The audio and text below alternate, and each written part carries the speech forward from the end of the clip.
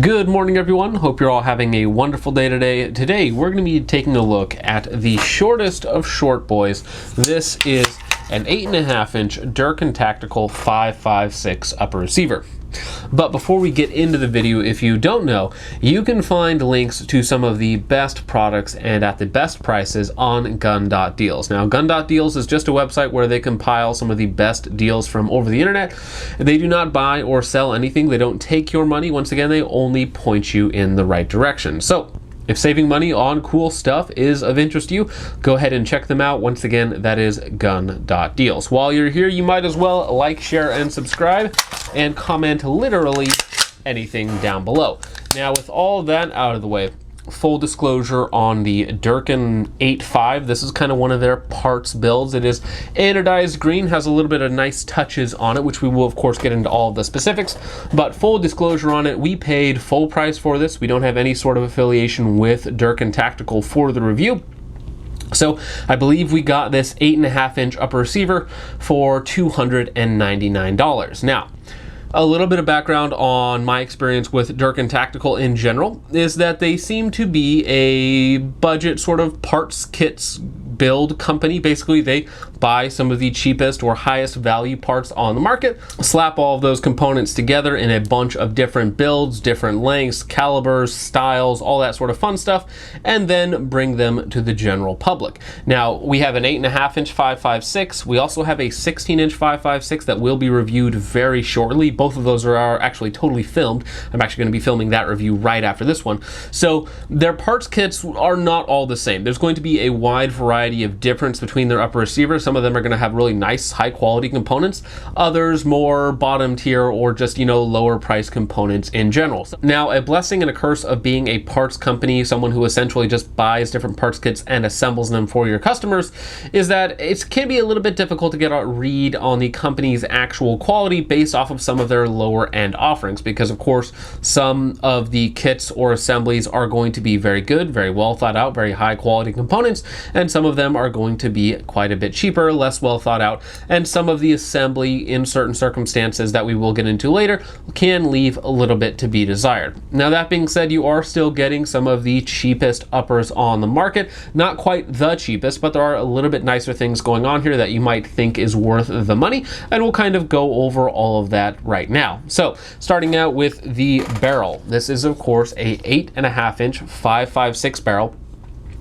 I am nearly 100% certain that this is a Bear Creek Arsenal barrel that they just bought off of Bear Creek Arsenal. Bear Creek Arsenal does OEM production for a lot of other companies, not just their own stuff, so you will find a lot of their barrels, a lot of their overruns and so on in other cheaper parts assembly companies, because of course that is just how they get their very inexpensive components. So this is a 5.56 NATO barrel, which is a 1-in-7 twist, all good there. And of course, because of its diminutive length of only 8.5 inches, you are limited to a pistol length gas system. Now, for those of you who don't know, a pistol length gas system is basically the shortest that you're ever going to see outside of some very strange custom AR-15s. So a pistol length gas system is going to be the most violent, the fastest cycling, just because of course you have that shortest distance that bullet is traveling before you start getting gases coming back into the system. Now, on top of that, this barrel is overgassed. It is very, very violent with any ammunition type that I was using, whether it was suppressed or unsuppressed. I should also note that this is running an H3 buffer in the back, so about the heaviest buffer you're going to get outside of some very specialized options, and it was still ejecting brass at about 1 o'clock and steel case at about 2 o'clock. With a suppressor, it was basically throwing everything straight forward in line with the barrel, which is indicative of being very overgassed. And I can say that the recoil impulse, while it's still 5.56, so it's nothing crazy, it definitely is the snappiest AR-15 that I have shot to date. Now, about halfway to 2/3 through the review process on this upper receiver, the gas block came loose. Now, the gas block actually came loose on both of the Durkin guns, so we will talk about the other one in just a minute. Basically, I started to notice that the recoil impulse got softer and softer, and then it stopped working altogether, and I was getting gas blow by on my hands, and I was like, that's really painful. You take a look at the gas block, and it had moved forward about, you know, 1/8 of an inch or so. So at that point, the gun was no longer running because, of course, there's not enough gas getting back in the system to run it whatsoever, so it was not cycling, was not even ejecting the case. Took off the handguard, which we'll talk about in just a minute, and notice that both of the set screws on the gas block itself, the gas block is just a very standard .750 gas block, phosphate, made out of steel, which is nice enough, but neither of the gas block screws were torqued down properly. Now, I should note that the barrel itself is dimpled, which is very nice, and from the factory, from assembly, the rear set screw was not all the way in the dimple. They were both flush, whereas the one in the back should normally be in at least an extra thread. That shows you that it is sitting in the dimple. So the gas block screws were not torqued down properly. However, it was an incredibly easy fix. You merely align the gas block and torque down the rear set screw until it is in the dimple, and it will kind of self-align itself, which is very nice. Torque down both of them snugly, not super hard, but snug enough to where they're not going to go anywhere and you're going to be on your way. Honestly, not that big of a deal. Something about when you're getting into this low of a price range, whether it's Parkerized, Arsenal, PSA, Durkin Tactical, and I'm sure there's a couple other manufacturers kind of in that same price category, Delta Team Tactical, so on and so forth, you're going to need to do a little bit of checking them out. You're going to need to do a little bit of your own QC to make sure that everything is going to run properly, and that's kind of indicative of this price category. Not all the time, but it is something that is going to happen a lot more frequently, and something that I did notice on both of the Durkin Tactical guns. Now, I shot this one here throughout a series of reviews and products that I was testing on it, around 800 rounds at this point. And again, the only malfunction that I had with it was due to the gas block coming loose, and we also had it rip off a rim of a steel case round.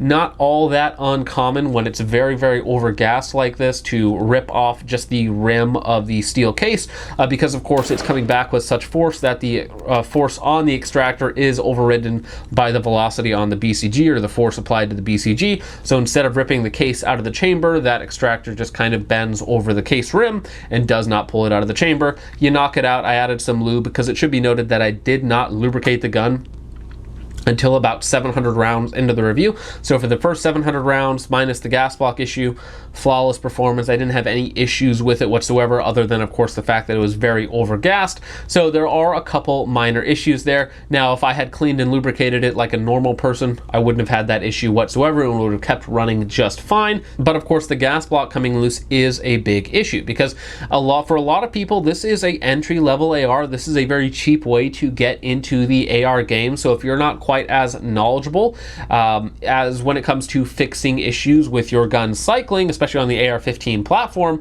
it might be a lot harder for you to get it working again versus someone like me who can just visually check the gas block, know that it's off, retorque it down, and then be good to go. So for a lot of people, this sort of price tier, you know, PSA, BCA, Durkin Tactical, Delta Team Tactical, Carries guns, that sort of thing, they're all in that same sort of very entry-level space. So for somebody getting into the AR-15 game, they might not be quite as knowledgeable to diagnose and fix issues. And if you were looking at getting into one of these guns, that is something that I would definitely check. One of the first things I would do is check the gas block alignment, check the gas block screws, make sure they're torqued down snugly. They don't need to be crazy tight, they just need to be torqued down snugly, and they should hold just fine. You can add some high temp thread locker like I do to my own personal guns, but again, that is more of a personal thing. It's just a little bit of additional security. A properly torqued gas block shouldn't ever come loose, but again, if you pin it and add some high temp thread locker, then it will never come loose.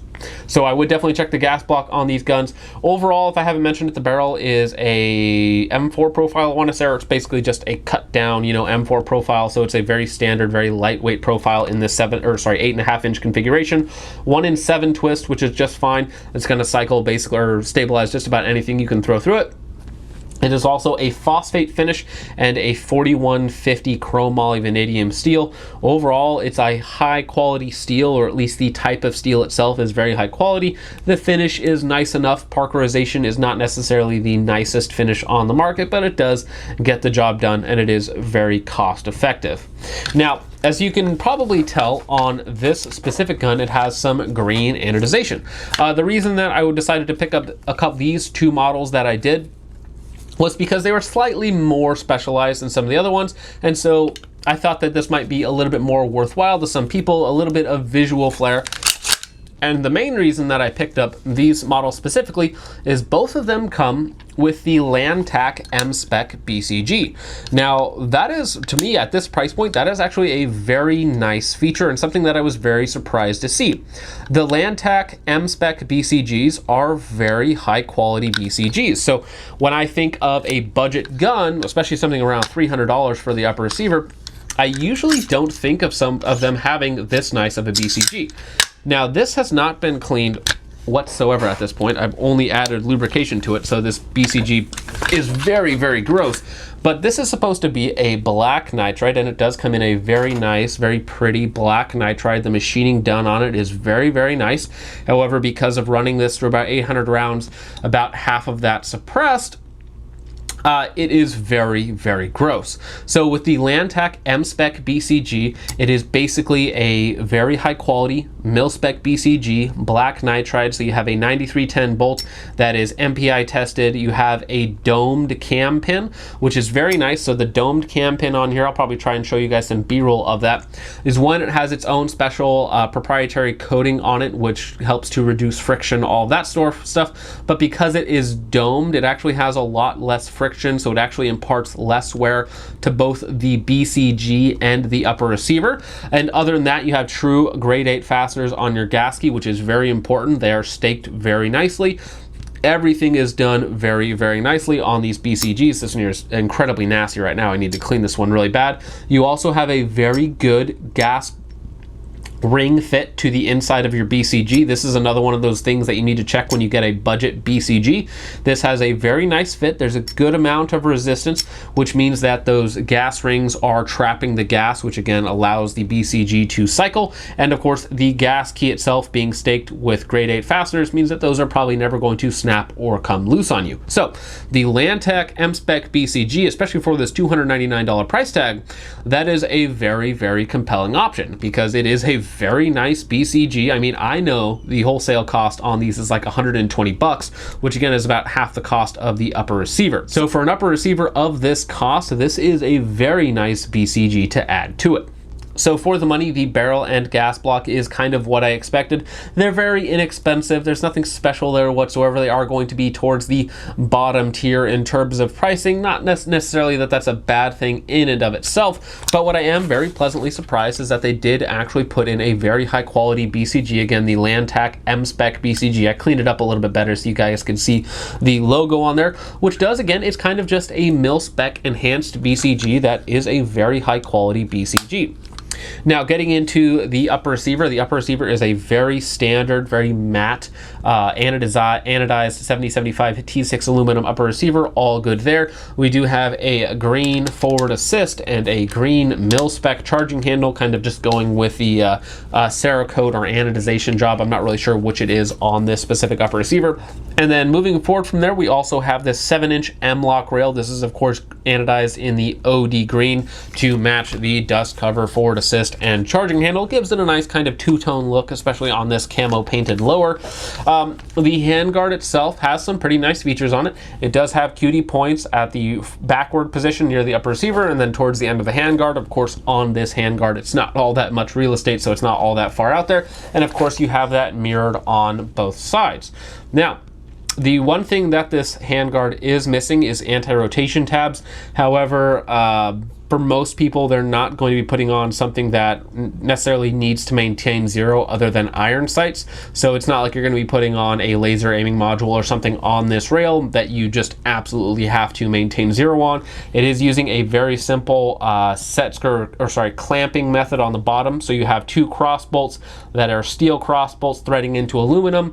Again, not my favorite thing to see on a handguard, but for a gun this short, where right now I am pretty much tapped out in terms of rail space. This is probably the most someone is ever going to put on an 8.5-inch gun. So I have a Streamlight HLX 1000 lumen light off to the side, and then I have a Grove Tech, one of their new angled foregrips, which puts my hand in the proper spot to actuate the light. And this is probably about as much as anyone is ever going to put on this 8.5-inch Durkin Tactical upper, and just about all that you can fit. The last thing to note is that the muzzle device it came with was just your standard A2 flash hider, which is just fine. Now on an 8.5-inch 5.56, it's not doing all that much flash reduction, but what I have currently on here, this is a YHM QD adapter. This is their flash hider that also doubles as a QD adapter for their cans, which is what my can is, and so that is what I am generally running it when I'm running this gun suppressed. So again, we've already talked about it, but we'll go over performance again. It is very overgassed, so it is going to be a lot punchier than basically every other AR-15 on the market. Even just kind of a mid-tier gas, like 3 o'clock ejection pattern gun, is going to feel much softer than this one does. Now again, we are running an H3 buffer in the back, and the gun is certainly usable. I was definitely able to make quick follow-up shots, hit targets when I wanted to, control the recoil just fine, because again, at the end of the day, we are just talking about 5.56. My problem with the very aggressive gassing on this gun is that it's going to cause it to beat itself apart faster. And even though, yes, it does have a higher quality BCG with the Lantac M-Spec, it is going to degrade that much faster than it otherwise would if it was properly gassed, or at least gassed just a little bit softer. So on this gun, while it ran just fine, other than the fact that the gas block did come off, and that is again something that I would definitely check if you're in the market for an upper like this. Check your gas block, check your gas key on your BCG, and you should, if those two things are rock solid, you should be pretty much good to go. Now, on top of raw shooting performance, we also did some accuracy testing with it as well. However, I do want to say that we did accuracy testing with a Romeo 7 red dot at 50 yards. So the groups probably could have been tightened up a little bit if I was using a magnified optic that would allow me to be a little bit more precise with my shot placement. But the groups that we were able to get with M193 grouped at about 2.5 inches at 50 yards, which is not all that great. And again, I probably could have done a little bit better with an LPVO, but when we threw in some Hornady interlock, their 75 grain SBR loads designed for SBRs, which is definitely a very short gun, that grouped really well. We got 4 rounds under an inch at 50 yards, and then there was one flyer, but that was me. That was a bad pull of the trigger by me. So overall, that means, you know, under 2 MOA with, you know, SBR ammo or ammo specifically designed for short barreled guns. So while the accuracy certainly is not anything great, it is definitely usable at its intended distances. Now, this gun is really too short for me for just about anything outside of vehicle use. And for me personally, even for a home defense gun, I would much rather have a 10.5 inch or an 11.5 inch gun that's going to provide me much better velocities with 55 grain M193. That's still going to do decent expansion and fragmentation at close distances, which again, home defense would be very close distances, where an 8.5, even with 55 grain M193, even hot M193, is still going to fall below fragmentation thresholds. I believe like 2300 FPS, maybe 2400 FPS with an 8.5 inch barrel.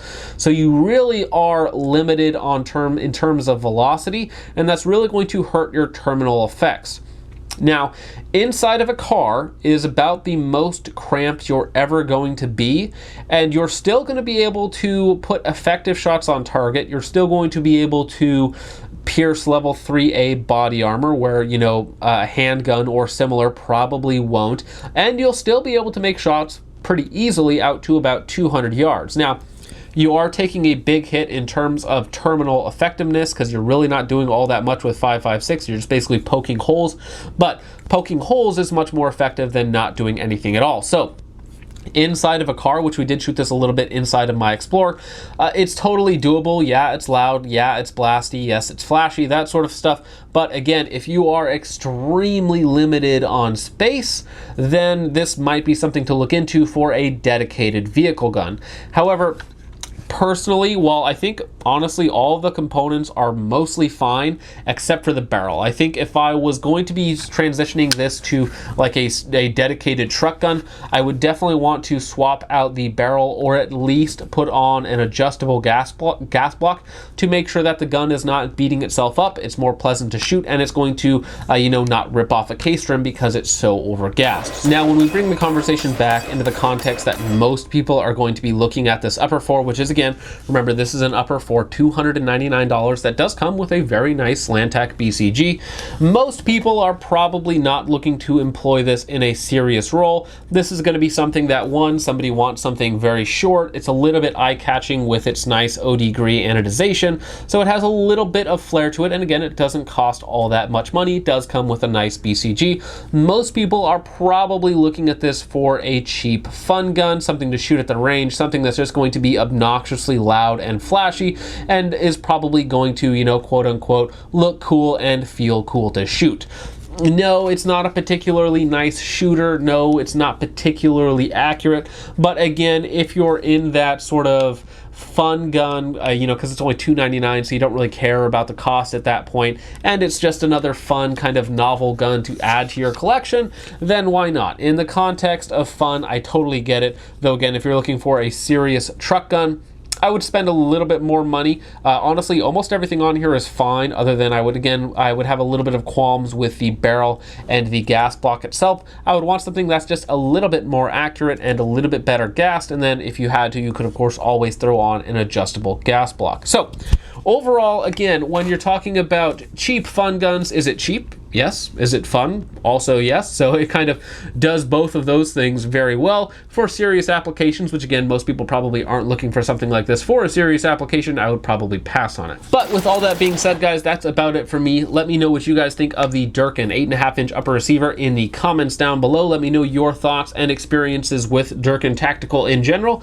And yeah, that's about it for me, guys. Thank you guys once again for watching. I will see you guys in the next one. Peace off.